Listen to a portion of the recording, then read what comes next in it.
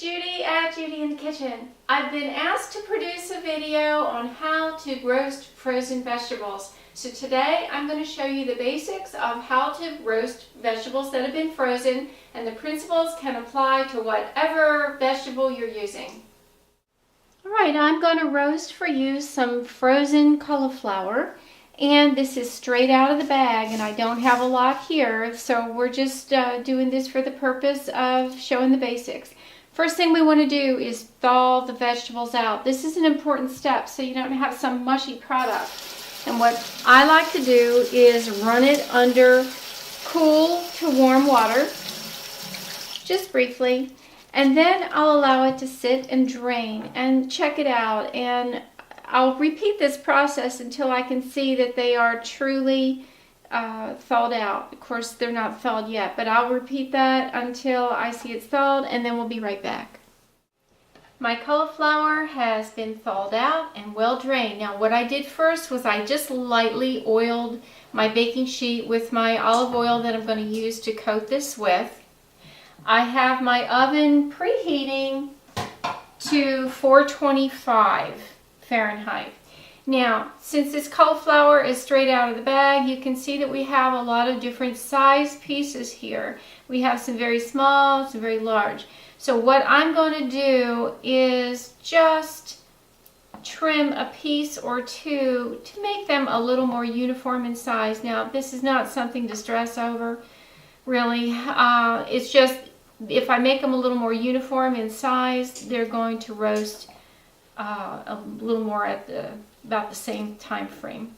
So that's going to be close enough. It's not that huge of a deal, but we want to have them as close as we can. Okay, so now let me dry my fingers here, and I'm going to season it. You can season it any way you want. We're covering the basics here, but what I'm going to do is make an Italian herb topping on my cauliflower, and what I have here is some Italian seasoning, and so I'm just going to sprinkle around whatever amount I feel like on that. Again, you can season it any way you want, and I will do more videos with more precise measurements. Now I have a little bit of garlic powder that I'm sprinkling on there, a little bit of onion powder,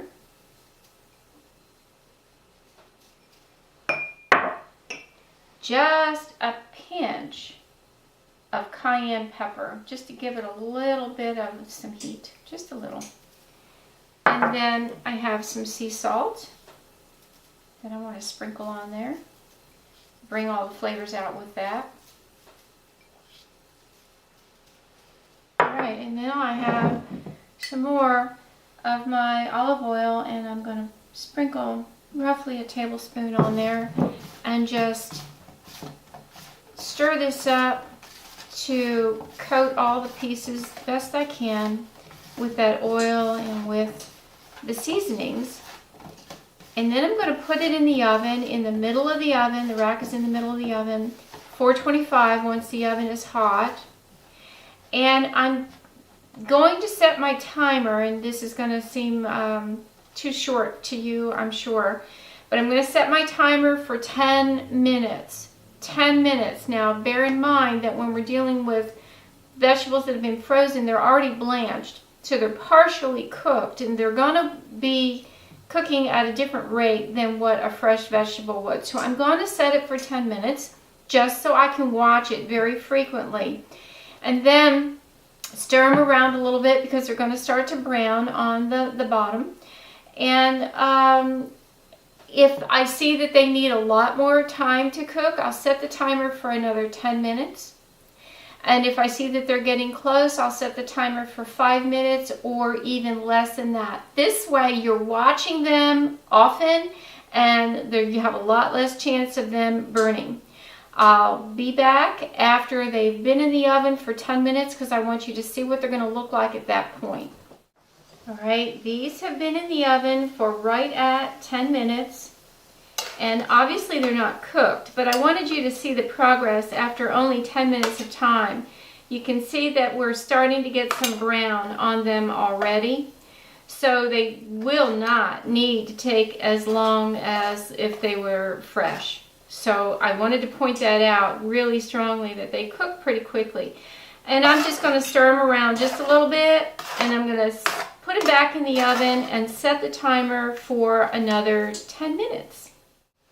Alright, this cauliflower has roasted for an additional 10 minutes. Now you can see that may have actually been a little bit too much, in the sense we've got a little bit of burn on there. But I think these are done. 8 minutes may have been fine.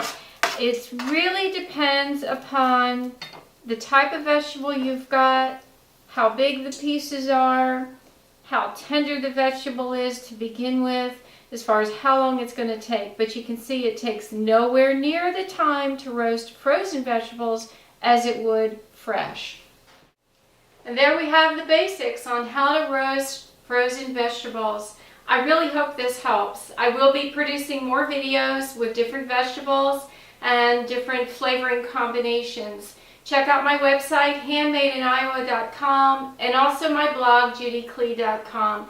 Let me know if you give this a whirl in the comments below. I'd love to hear from you. This is Judy at Judy in the Kitchen. Bye for now.